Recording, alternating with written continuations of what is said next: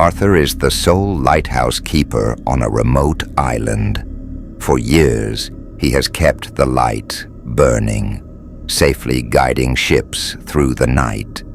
Solitude is his only companion until a voice begins to whisper in his mind.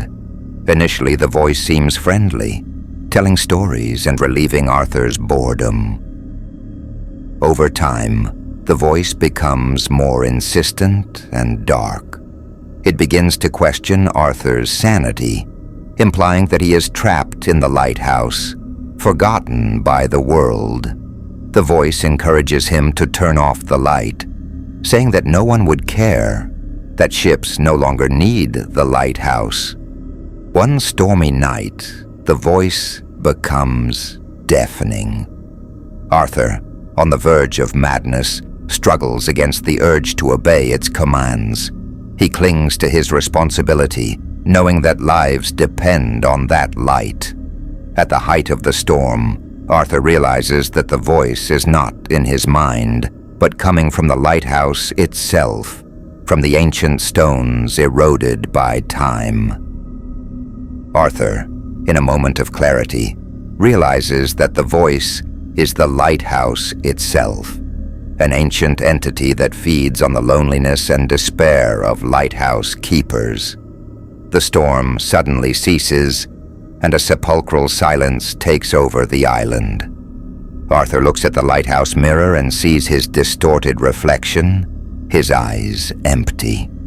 The voice is now his, and the lighthouse has a new guardian, forever trapped in its tower, waiting for the next victim. Clara moves into her husband's old country house, inherited from his grandmother. The house is charming but hides an air of mystery, mainly because of a locked room at the end of the hall.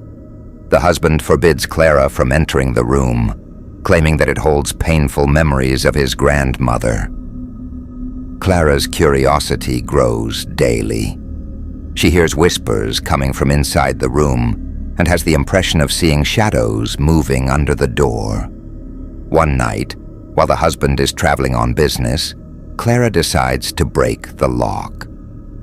Inside the room, she finds a collection of old dolls, each with a macabre face and a fixed gaze. In the center of the room, there is a larger doll, dressed in a dusty wedding dress. Clara feels a shiver down her spine and realizes that the dolls are arranged in a circle, as if performing a ritual. As she approaches the wedding doll, Clara finds a photo hidden in her lap. The photo shows her husband, as a child, wearing the same wedding dress, surrounded by the dolls. On the back of the photo, there is a message written in blood, "For my eternal bride." Clara realizes too late that she did not marry a man, but a curse. The room closes behind her, and the doll's eyes fix on her, hungry. Daniel works the night shift at a technical support center. Calls are rare and most of the time trivial. One night, he receives a call from a child crying hysterically. The child says that she is alone at home, that her parents have disappeared, and that something is knocking on the door.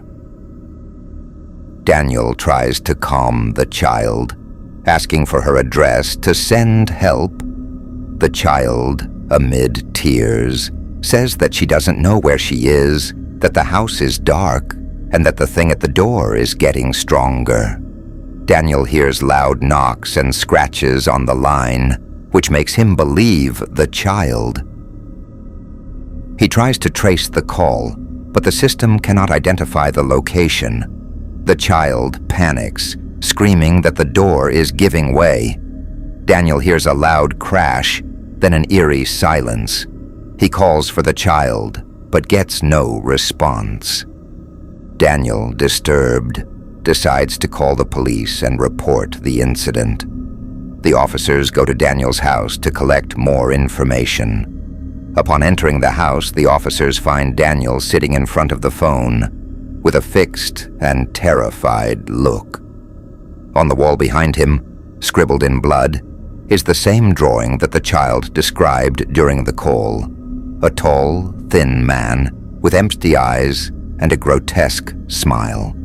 Daniel realizes that the call was not a cry for help, but a warning. And now, the thing that was knocking on the door has found a new home.